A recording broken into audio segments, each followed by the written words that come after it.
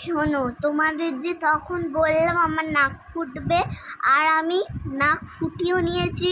কালকে সবাইকে মিষ্টি খাওয়াবো, তোমরা প্লিজ এখানে এসো, নালে নাক ফোটানোর অ্যাডমিসটা আমি তোমার জানাতে পারবো না। Bye, good night, bye guys. এই দেখো ভাই, আমার নাকটা বাবা এরকম ফুটিয়েছে, আমি নিজেও জানি না যে এত সুন্দর আমি নাক ফোটাবো।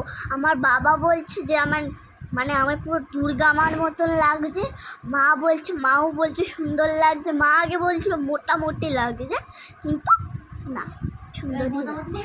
আমি নিজেও দেখে ভালো লাগছে আমার। আমি বাবাকে বলেছি দুর্গা পুজো আসতে দেরি নেই, সামনের বছরই দুর্গা পুজো, তাই আমি শাড়ি পরবো গাইস। তোমরা এসে প্লিজ দেখো, কালকেই আমি তোমাদের মিষ্টি খাওয়াবো।